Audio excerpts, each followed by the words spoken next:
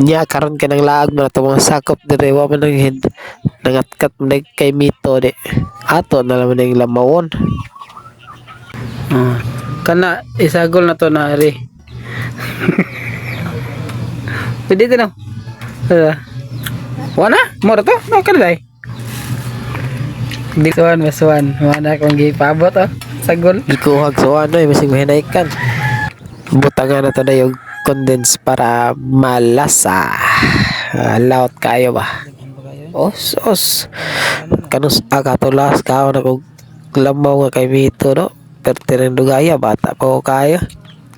Siguro nasa mga elementary pa siguro to. Lamaw.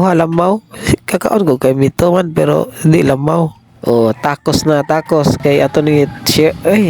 Uy, napil.